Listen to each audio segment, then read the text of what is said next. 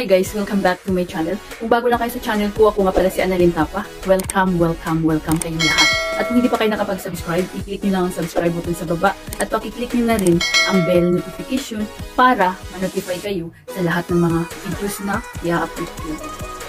Kung bago lang kayo sa channel ko guys, nag-upload ako ng mga video tips, video tutorial, nang sa ganun ay may share ko ang alaman ko sa kapwa ko YouTubers, lalong-lalo na sa mga new YouTubers na nagsisimula pa lang gumawa ng kanilang channel. Hi guys, sa video na ito, i-share ko sa inyo ang continuation ng kung paano mag-edit ng video ngayong 2024 or paano gamitin ang InShot ngayong 2024. So, nung nakaraan guys, is pinakita ko sa inyo yung mga basic kung paano gamitin ang InShot. So, last time, sinabi ko na mag-focus tayo ngayon sa next video ko is yung mga voice effect, yung pwedeng baguhin yung boses mo, pwedeng bata, matanda, lalaki, babae. So, kung hindi nyo pa na-install guys ang InShot, so ito yung itsura niya, napakaganda ng apps na ito guys. Pwede siya sa Android, pwede siya sa iPhone. Ang gamit ko always is Android. So kapag mga baguhan kayo, so nakatulong itong InShot guys kasi ang basic niyang gamitin, napakadali lang guys. So pag na-install nyo ng InShot, i-open na natin. Then, pag na-open natin, so ito yung itsura niya guys, may video, may photo, collage. So dahil video tayo, dito tayo sa video. Click natin ang video.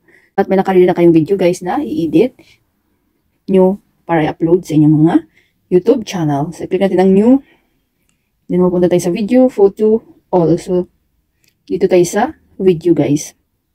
So, ito may halimbawa na ako dito sa inyo. Check nyo yan. Then, itong green, click, check.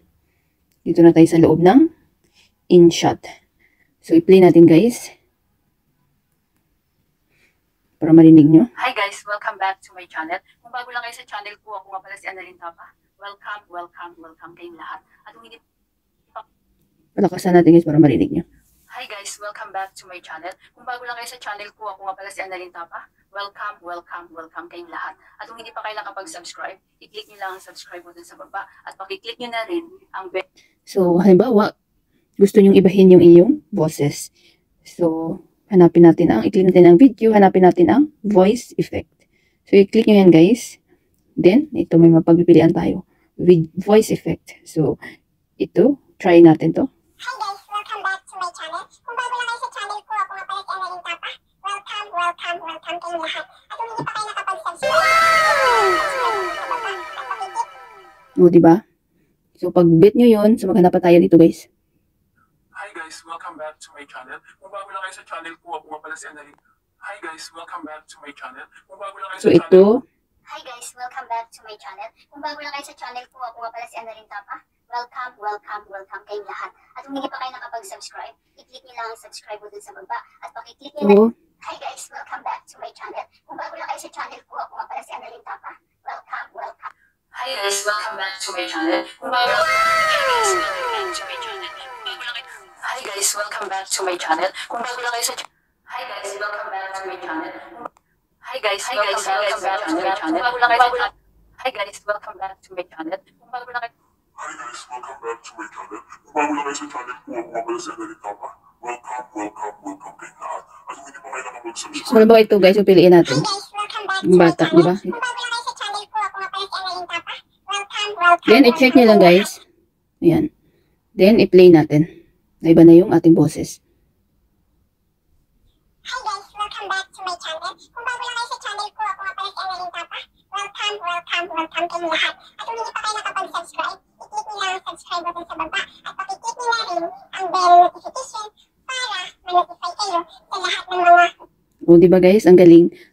So, alam nyo na kung paano mag-voice effect.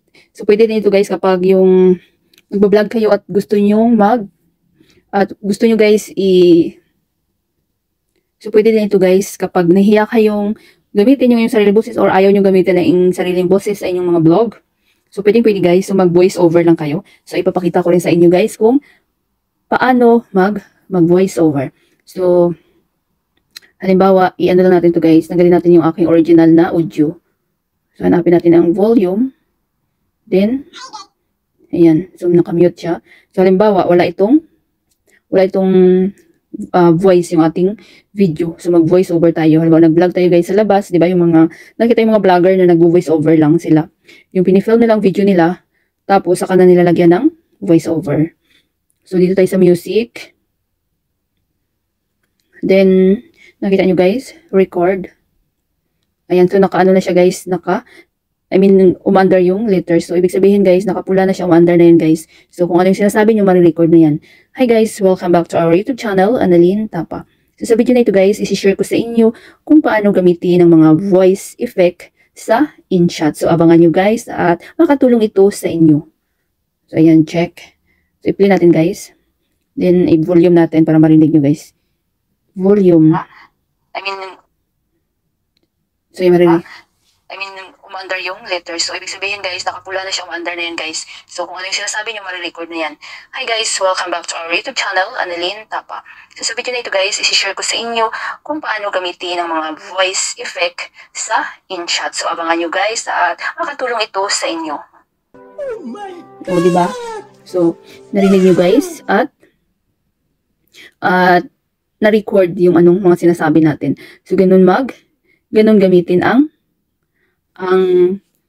kung paano maglagay ng mga voice over sa inyong video.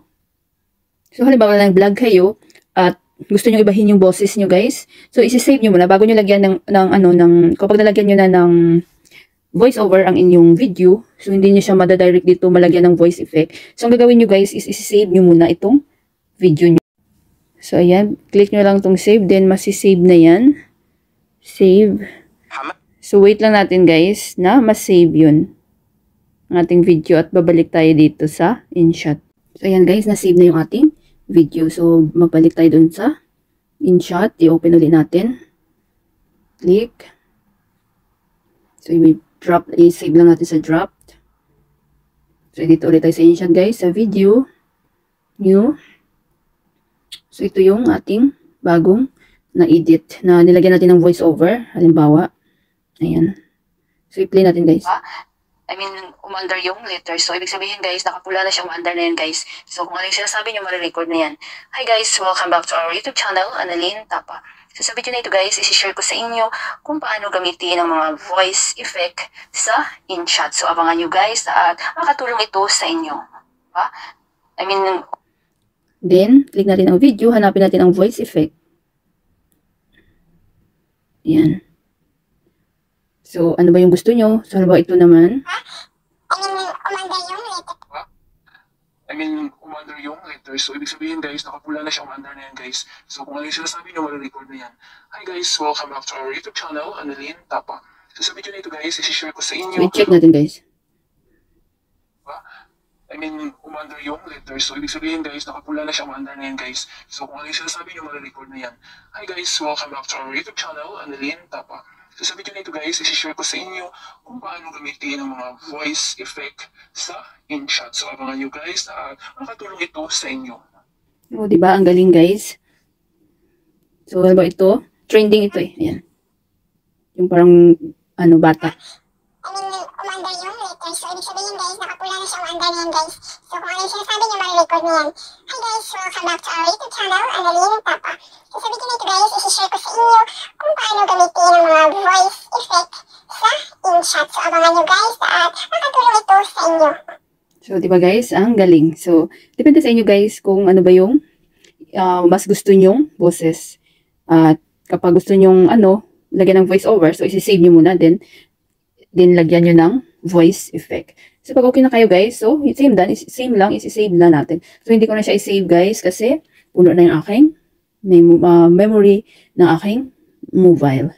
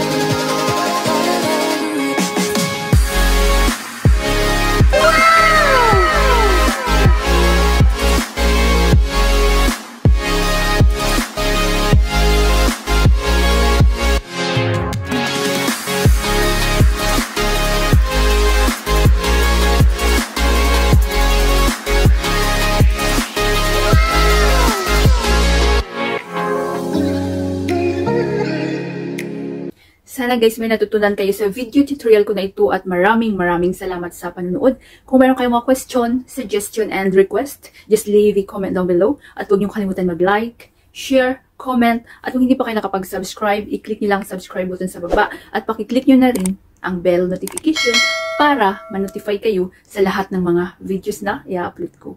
Always be happy guys, be positive, avoid nega. See you next time.